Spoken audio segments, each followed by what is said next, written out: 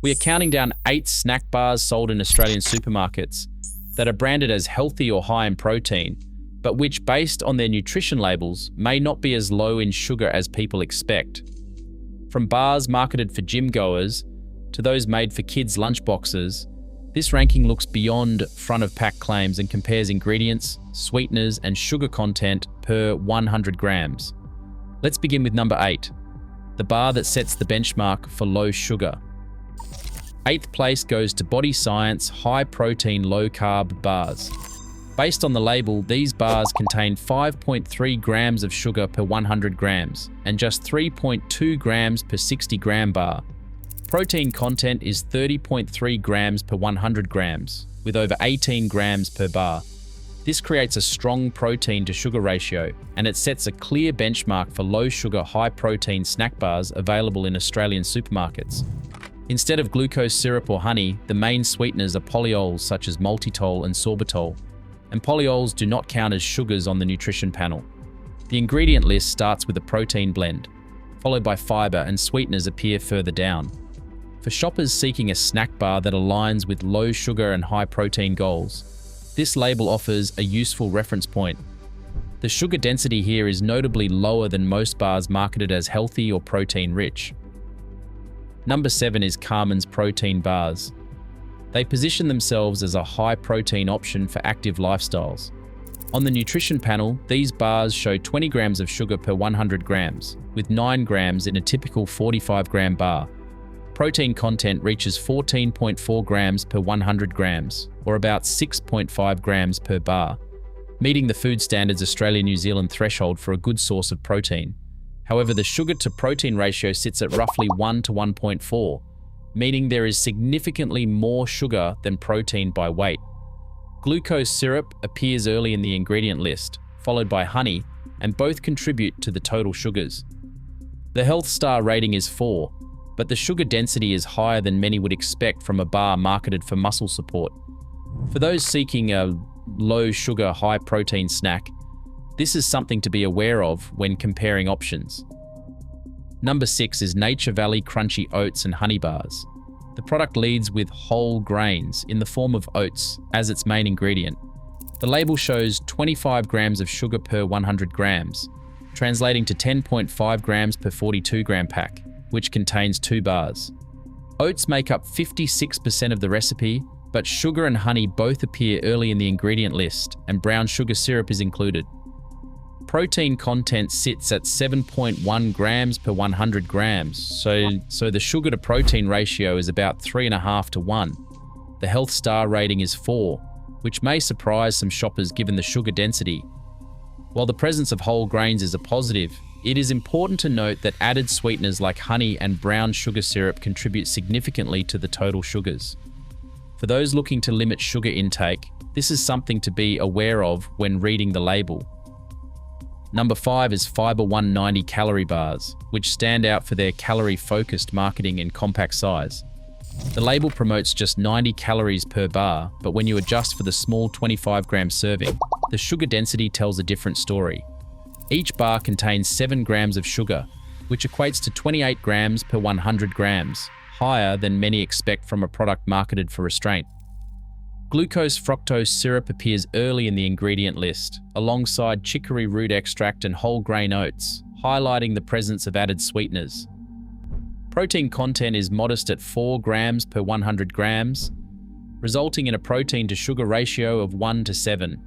The health star rating is displayed as 3, but the per 100 gram sugar figure is important for fair comparisons. This example underlines why checking both per bar and per 100 gram values is essential before assuming a smaller size means a lower sugar impact. Number 4 is Carmen's Fruit and Nut Muesli Bars, a product that leans heavily on its fruit content and wholesome image. The label shows 16.1 grams of sugar per 100 grams, with 7.2 grams in a standard 45 gram bar. The ingredient list begins with a muesli blend that includes 45% whole grain oats and 10% fruit, but golden syrup and glucose appear soon after, indicating that added sugars play a significant role in the overall profile. Protein sits at 8.1 grams per 100 grams, so sugars are roughly double the protein content by weight. This creates a protein-to-sugar ratio of 1 to 2, which may not align with low sugar or high protein goals. Based on the label, it is worth reconsidering if you are aiming to keep sugar intake modest. Number 3 is Uncle Toby's Chewy Muesli Bars, a familiar lunchbox snack that leads with whole grain oats and a chewy texture. While the packaging highlights oats as the main ingredient, making up 41% of the bar, the nutrition panel tells a more complex story about sweetness. Based on the label, these bars contain 36.3 grams of sugar per 100 grams, which means a standard 40-gram bar delivers 14.5 grams of sugar. Protein content is much lower at just 3.8 grams per 100 grams, creating a wide gap between sugar and protein, about 1 part protein to nearly 10 parts sugar by weight. A closer look at the ingredient list reveals a trio of sweeteners high up. Glucose-fructose syrup appears immediately after oats, followed by golden syrup and honey.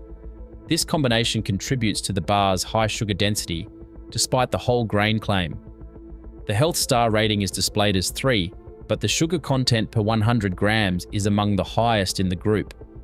For those monitoring sugar intake, this is something to consider carefully when choosing snacks that appear healthy at first glance. Number 2 is Uncle Toby's Yogurt Top Muesli Bars, which add a creamy yogurt coating to the classic muesli bar format. According to the label, sugar density reaches 38.7 grams per 100 grams, among the highest in the group. Each 30-gram bar delivers 11.6 grams of sugar. The yogurt layer accounts for 14% of the bar, contributing both dairy and extra sweetness. Early in the ingredient list, glucose syrup, golden syrup, and fructose all appear, signaling multiple sources of added sugars. This combination pushes the protein-to-sugar ratio down to just 1 part protein for every 11.7 parts sugar, with protein at 3.3 grams per 100 grams. The health star rating is displayed as 3, but the overall sugar content is something to be aware of, especially for those choosing the yogurt-topped version over the standard chewy bar.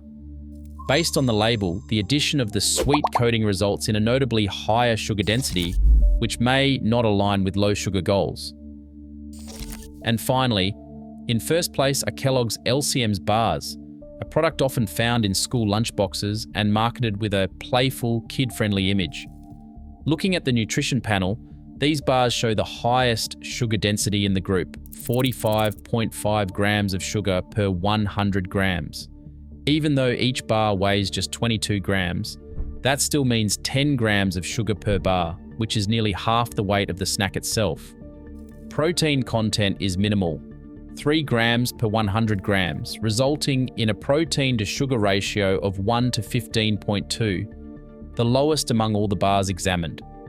The ingredient list puts glucose syrup and fructose syrup immediately after rice puffs, signaling that added sugars make up a significant portion of the bar's content. The health star rating is 1.5, reflecting how heavily the algorithm penalizes high sugar, even when fiber is present. For parents and shoppers who rely on the small size or fun branding as a sign of a better choice, it is important to note that the sugar density here is the highest in the group. Based on the label, this product stands as an example of why checking the per 100-gram column is essential when comparing snack bars. For those aiming to keep sugar intake in check, this is something to be particularly cautious about. Across all 8 snack bars, one pattern stands out. Higher than expected, sugar density is common, even among products positioned as healthy or suitable for children. This highlights how marketing and actual nutrition often diverge. Always check the label. The front of the wrapper does not tell the full story.